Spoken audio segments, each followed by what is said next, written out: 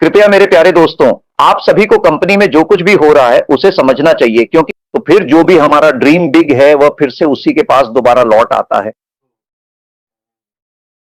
अच्छे अच्छे समय के लिए इंतजार कर रहे हैं। हर एक मिनट बहुत ही ताजगी से भरा होता है, हमारे जीवन की हर घड़ी भी। हमने कितना इंतजार किया है, जितना ज्यादा हम इंतजार करते हैं उतनी ही बड़ी चीज हमें मिलती है। मुझे लगता है आज आज मैं आप सभी के सामने आकर बहुत समय हो गया है, क्योंकि मुझे ऐसा लगता है कि पिछले 2 महीनों से हम पहले ही किसी भी विक्ट्री में नहीं हैं। तो उस बड़े गैप में भी मैं आपको वह पूरी तरह से महसूस कराऊंगा। निश्चित रूप से यह एक बहुत ही अच्छी और बेहद जानकारीपूर्ण चीज होगी, जो हम सभी के लिए अत्यंत उपयोगी होगी। ईमानदारी से कहूं तो हम सभी के लिए, मतलब भविष्य के लिए, हमारे लिए जो भी उपयोगी हो सकता है, सिर्फ एक ही विषय के बारे में नहीं बल्कि कई तरह के मुद्दों को हम अपने सामने रखें। तो आपको जो चाहिए उसमें भी वर्तमान और भविष्य दोनों ही बहुत बहुत महत्वपूर्ण हैं। उन चीजों के बारे में जो भी है उन पर आपको मैं अंत में, जब आप मेरे शुरू करने के बाद अंत तक आते हैं, तो आपके बहुत सारे संदेह कम हो सकते हैं, बेचैनी कम हो जाएगी, अब शायद मन को शांति मिलेगी। निश्चित रूप से आपको सभी उत्तर मिलेंगे, क्योंकि जब चिंता होती है तो हमारे पास यही होता है। ये सारी बातें मैं पहले ही आपसे साझा करना चाहता हूं, इसलिए आप सभी को जो भी अनुभव हुआ, आपने मुझे आमंत्रित किया, हमारे भाई ज्ञानी जी को। इसके बाद ये मेरी ओर से है। सभी भाइयों और बहनों को एक बार फिर से मैं धन्यवाद देता हूं। श्रावण कुमार काकीनाडा, बहुत बहुत धन्यवाद। सबसे पहले हम ONE+1 8 जैसे इसमें आपके मन में जो भी चिंता, घबराहट, ये सब डर आप पूरी तरह से छोड़ सकते हैं, क्योंकि ON+ एक बहुत ही अच्छा प्लेटफॉर्म है। ये एक जीत दिलाने वाला प्लेटफॉर्म है। थोड़ा सा अगर हम देरी के बारे में देखें तो मैं शुरू से ही कहता आया हूं कि देरी एक प्रक्रिया है, क्योंकि उसे परिपक्व होना चाहिए, यानी उसकी कोई सीमा नहीं देखनी चाहिए। परिणीति कामनता कहती हैं कि जब पूर्णता की आवश्यकता हो तो उसके लिए कोई तिथि या समय सीमा निर्धारित नहीं होनी चाहिए। इसी प्रकार विश्व के सभी देशों में उन देशों से संबंधित कानूनी चुनौतियां मौजूद हैं। तो आपकी कानूनी चुनौतियां, कुछ देशों को संदेश भेजें। दिए गए राजनीतिक मुद्दे कई प्रकार के हो सकते हैं, इसलिए उनसे संबंधित मामलों में कंपनी को हर कदम सोच समझकर उठाना चाहिए। हमें अपने भविष्य को ध्यान में रखते हुए कंपनी को एक स्थिरता प्रदान करने वाले स्टेबलाइजर के रूप में देखना चाहिए। ऐसी सोच के साथ जो कुछ भी हो रहा है उसे आपको एक महान यज्ञ के रूप में देखना चाहिए। सिर्फ कंपनी को किसी एक एंगल से, एक ही पॉइंट को पकड़कर बार बार उसी पर चर्चा करने के बजाय हमें यह देखना चाहिए कि कंपनी में कई पहलू क्या हैं, हम कहां हैं, कंपनी कहां है, हमारे और कंपनी के बीच क्या गैप है, कंपनी किस दिशा में आगे बढ़ना चाहती है, कंपनी का स्तर क्या है, उसमें हमें क्या जानना चाहिए। जब भी आप इस तरह से यात्रा करते हैं तो उस यात्रा में आपको खुशी मिलती है, वह यात्रा आपको हिम्मत देती है, वह यात्रा आपके लिए पहले से ही सफल होती है। इसलिए मैं हमेशा की तरह एक रूटीन की तरह रहने वाली बातों के अलावा हमारी कंपनी में जो भी लोग ज्ञान रखते हैं वे हमारी कंपनी से बैक ऑप्शन के रूप में आए हैं। वास्तविक आर्किटेक्ट, असली वास्तुकार, इस दुनिया को तराशने वाला शिल्पकार, यह केवल उसी के कारण संभव है, केवल उसी के कारण संभव है क्योंकि वह गिर पड़ा है, वो खा रहा है, वो पीस रहा है, फिर भी बिना थके, बिना थकावट के वह दुखी होकर आगे बढ़ रहा है। इसलिए वही जीतता है, क्योंकि बाकी लोग बोलकर, दिखाकर 1000 बार दिखाते हैं, जब तक 1000 बार ना दिखा दें वे नहीं जाते। वह इतने 1000 बार नहीं दिखाता, बस अपना काम करता रहता है। लेकिन जब कोई अपने काम में डूबा होता है तो हमें क्या लगता है, वो एक सन्नाटा सा लगता है। नहीं, वह एक हॉल है। जब वह काम कर रहा होता है तो वह किसके लिए काम कर रहा है, किस उद्देश्य से काम कर रहा है, ये किसके लिए किया जा रहा है। जब आप इस पर सोचते हैं और जब आपको इसका अर्थ समझ में आता है, तब आपकी आंखों से आंसू आ जाते हैं। आपको बस इतना ही, लेकिन जब आपको उसका अर्थ समझ में नहीं आता, हम व्यर्थ के सवालों और बातों में समय बर्बाद करते रहते हैं। हम एक दूसरे को, कंपनी को और कंपनी चलाने वालों को दोष देते रहते हैं। चाहे जितना भी कह लें, इससे कुछ भी हासिल नहीं होता, सब शून्य ही रहता है। तो ये विक्ट्री विद्यासम किस तरह की यात्रा है? उन लोगों के साथ साझा करें जिन्होंने अब भी अपने सपनों पर विश्वास किया है और उन्हें कायम रखा है, क्योंकि ग्लोबल सक्सेस का मतलब है यह है सही समय और सही दृष्टिकोण और वित्तीय स्वतंत्रता से जुड़ी अद्भुत चीजें होने वाली हैं। इसलिए जो भी आपके सपनों की नींव है, तो फिर जो भी हमारा ड्रीम बिग है वह फिर से उसी के पास दोबारा लौट आता है।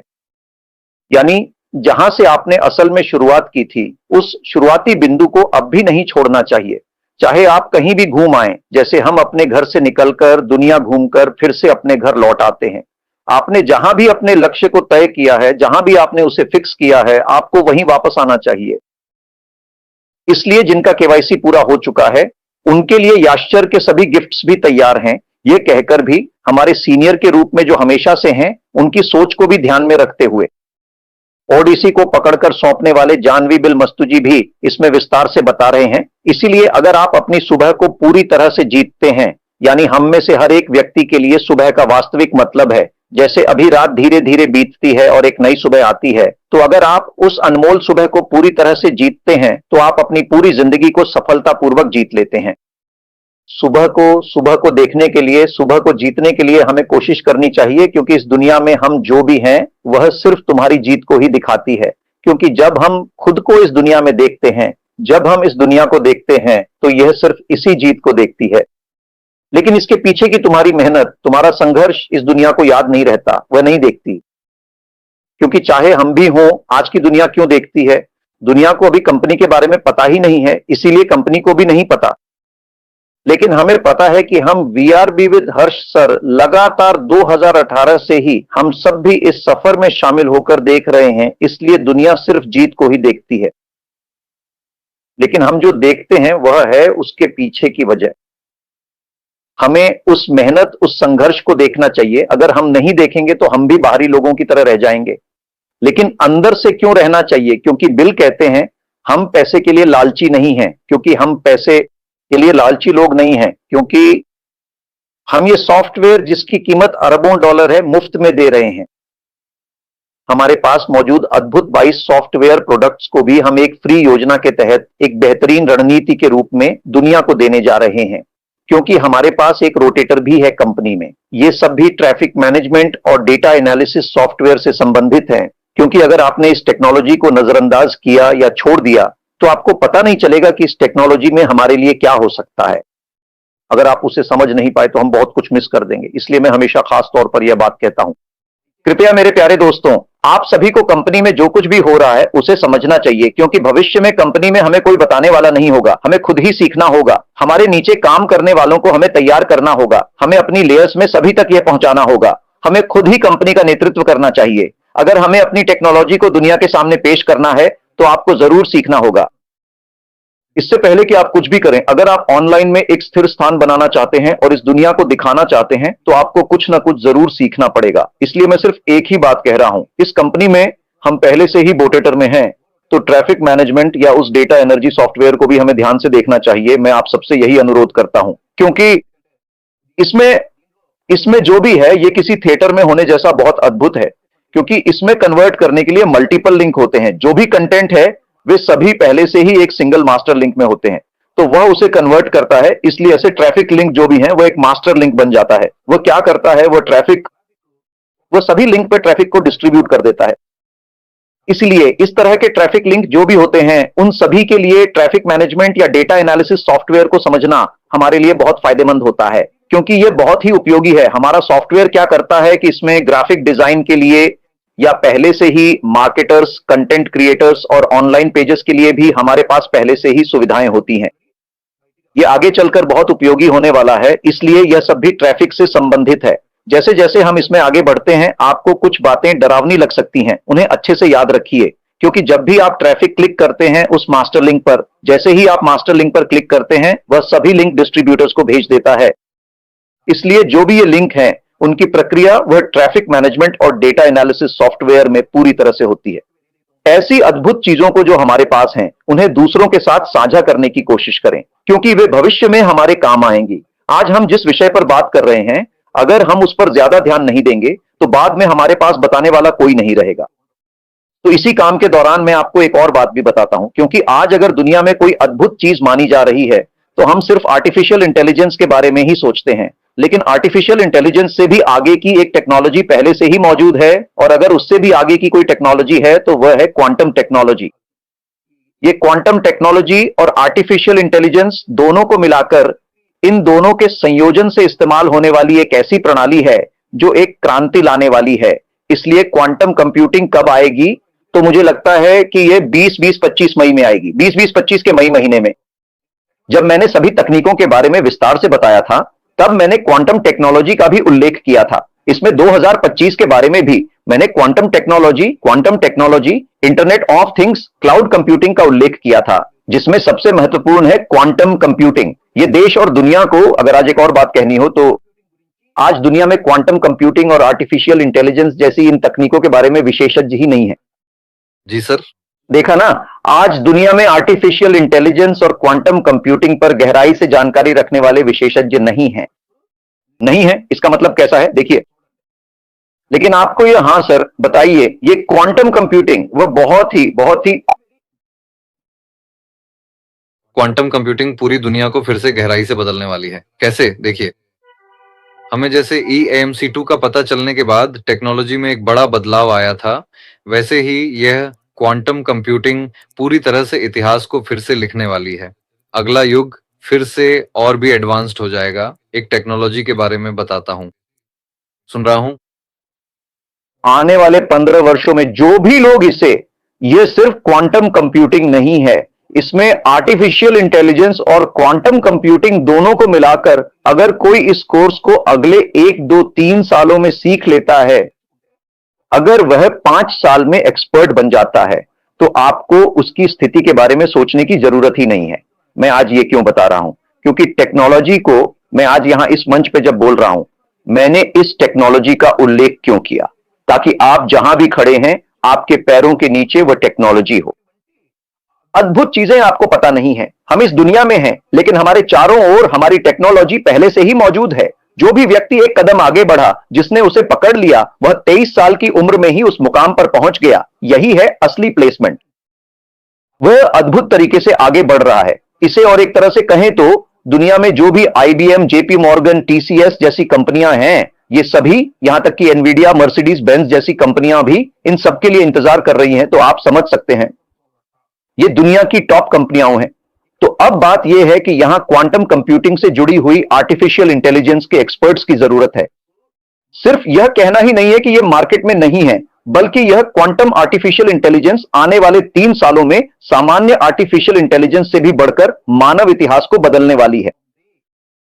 यह मेरी कही हुई बात नहीं है। असल में बैंक भी मैं शोभन कुमार जैसा मैंने कहा वैसा नहीं है। यह विशेषज्ञों द्वारा कही गई बात है, इसलिए इसे मानना ही पड़ेगा। तो मैं ऐसा क्यों कह रहा हूं? इसका कारण यह है कि यहां हम, लेकिन इस पर ज्यादा मत सोचो।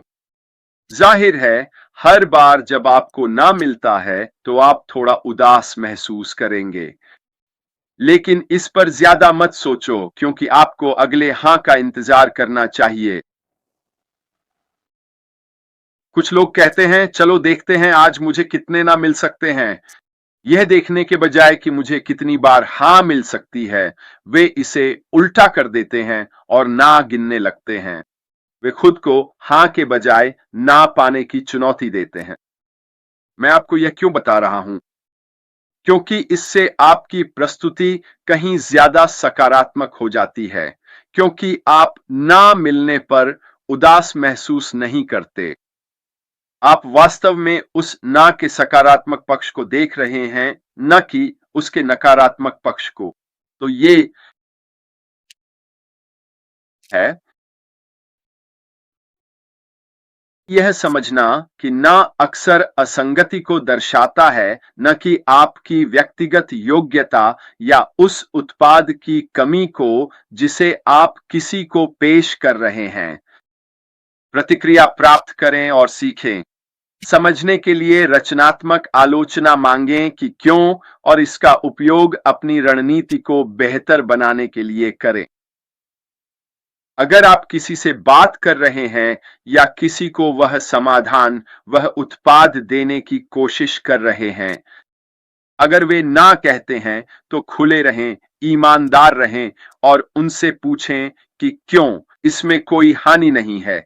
और अगर वे कहते हैं कि मैं इसे खरीद नहीं सकता या समय सही नहीं है या ऐसी ही कोई और बात, तो ये उनके लिए उचित कारण है। अगर वे कहते हैं कि आपका उत्पाद बेकार है, तो वह पूरी तरह से अलग स्थिति है, क्योंकि और यह वह बात है जिसे आपको अपनी कंपनी तक पहुंचाना चाहिए ताकि उन्हें भी यह फीडबैक मिल सके। अगर यह किसी व्यक्तिगत कारण से है, तो आप अपने प्रस्तुतिकरण को इस तरह से समायोजित कर सकते हैं कि भविष्य में लोगों से कैसे संपर्क करना है। उस फीडबैक का सकारात्मक तरीके से उपयोग करें। दृढ़ और सकारात्मक बने रहें। अस्वीकृति से सहनशीलता बढ़ती है और लगातार सुधार करते हुए आगे बढ़ते रहें, बजाय इसके कि दिन को यहीं खत्म कर दें और आगे न बढ़ें। याद रखें, अगर आप रुक गए तो आप अपने लक्ष्यों तक नहीं पहुंच पाएंगे। दृढ़ता ही कुंजी है।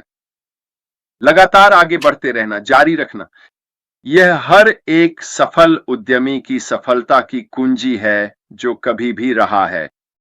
कोई भी पहली बार में ही किसी चीज पर नहीं पहुंचा। हर कोई यकीनन कभी न कभी इस दौर से गुजरा है।